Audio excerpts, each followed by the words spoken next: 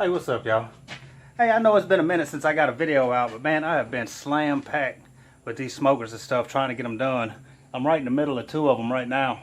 And I was doing some plasma cutting, and I had been meaning to do a video on this plasma cutter, and I figured now would be a good time. I just wanted to get a few months in under my belt with it, and it's been about 7 months now, I guess, 6-7 months.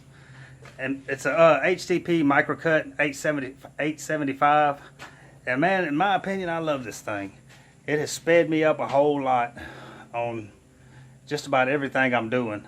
And a lot of people have asked me if I thought it was worth the money. If you've got the work for it, then it's definitely worth the money. If you just have the money to spend on one and you just want to kind of mess with it here and there, I don't think it probably wouldn't be. But if you have the work for that thing, it's definitely worth the money, because it's going to speed you up. It sped me up at least probably 2 times what I was doing on cutting everything out and stuff like that. And but anyway, let me show you it, and then I'm gonna cut this door out on the pit with it, and then probably do some other cutting on some flat plate. But this is it right here.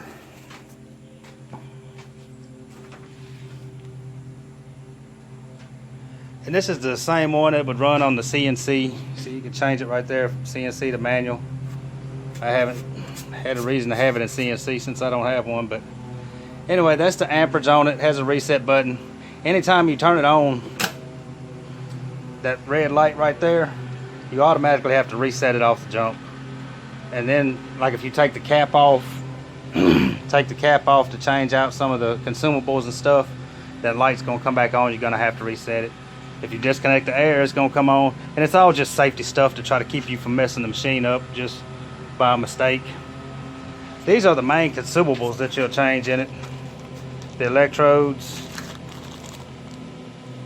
and the little tip or nozzles, they call them. And that's right up under the cap.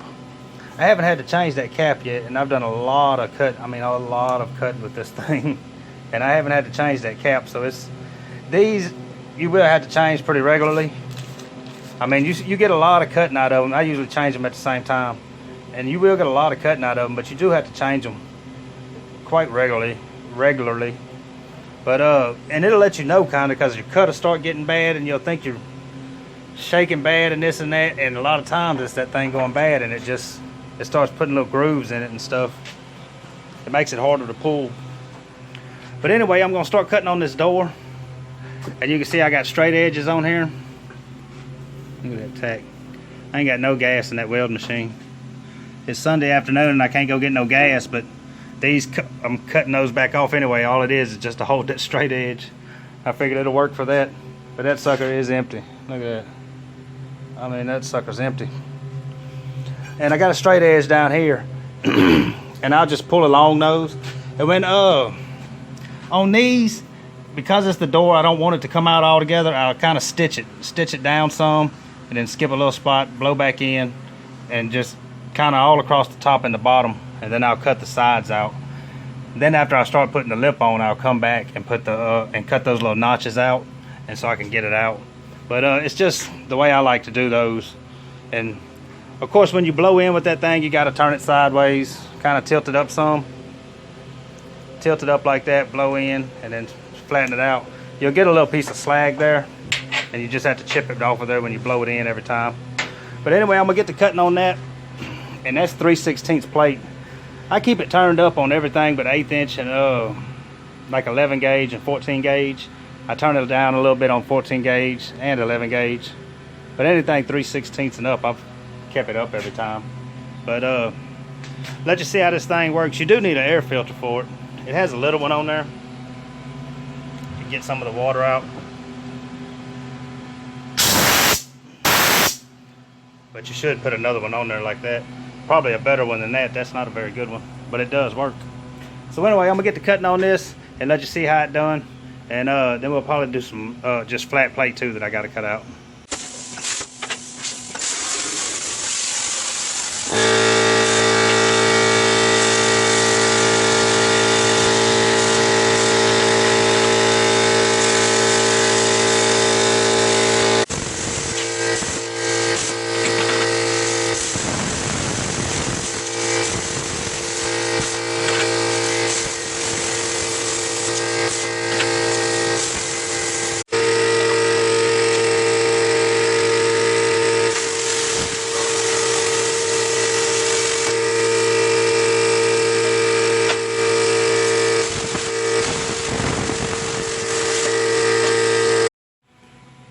Alright, I went ahead and took the straight edges back off.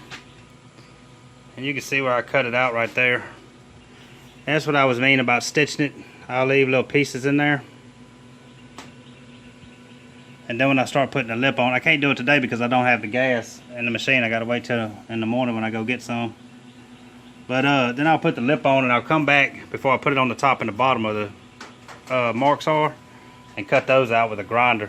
If I had more than one 220, I would probably just do it, just tack it back on, but it's just as easy to go ahead and cut it out with a grinder right there with a cutting blade as it would be to put the to tack the pieces back on, swap the plugs over and this and that. But anyway, I got set up on this 1/4 inch over here. This is gonna be part of the chamber for the next one. And I do the same thing on here. I do straight edge it because that's the fastest way to do it, the fastest and the easiest.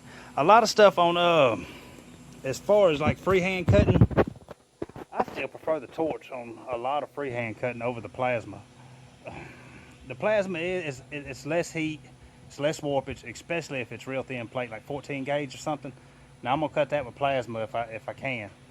I won't even cut 14 gauge with a torch unless it's something that's gonna be welded over or something like that. As far as a clean edge, because it warps it too much, it makes a mess.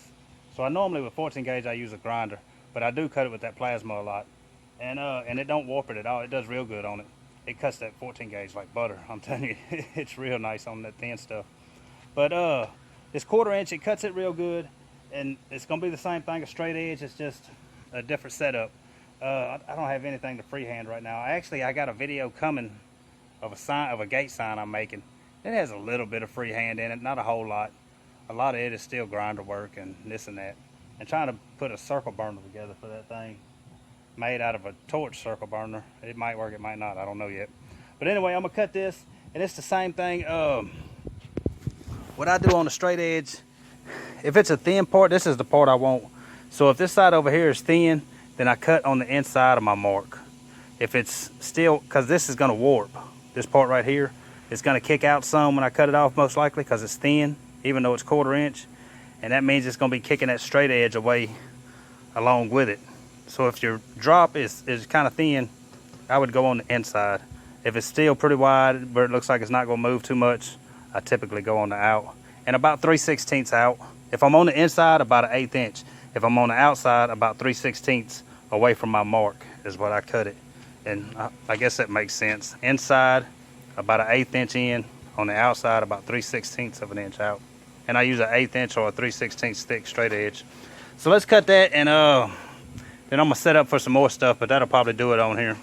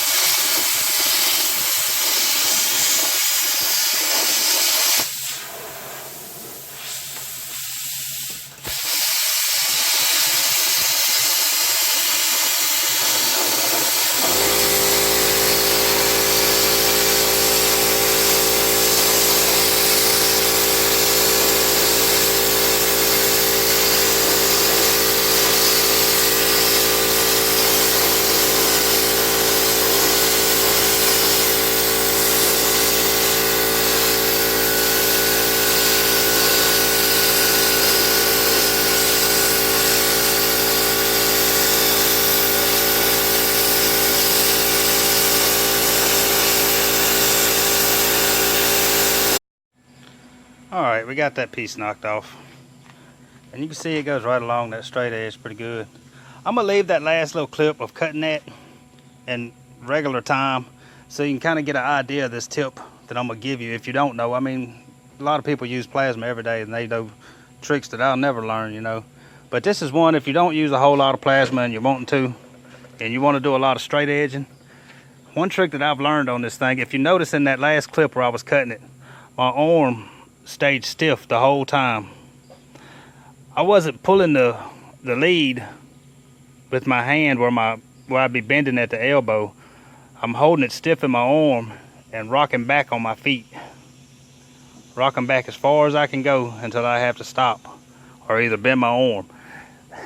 For me, I get a lot smoother cut doing that than I do. I mean, that's pretty smooth, and those consumables really could be changed. I almost changed them before I done it just to make sure I got a good cut. But I mean, still going slow on that 1/4 inch, it still cut it real good. And like I say, just look back at that clip and you can see there's a little spider coming over here. Get over here where it's hot at.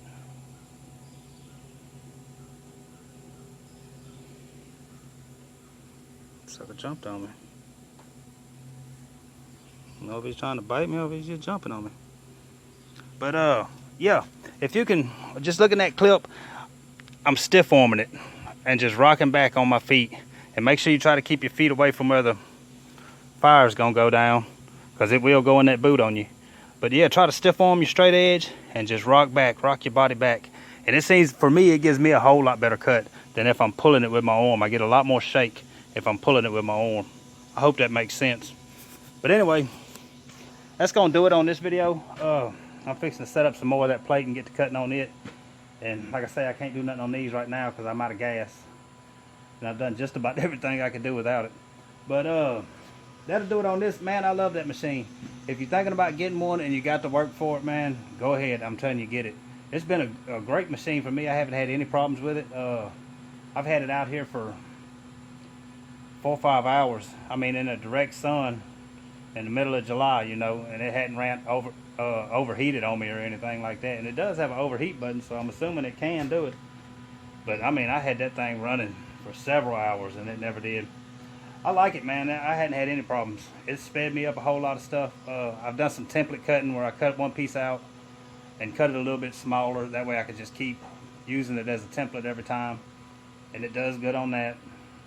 I've done some real small stuff, some big stuff, and it does good on all of it. I mean, I hadn't had any problems.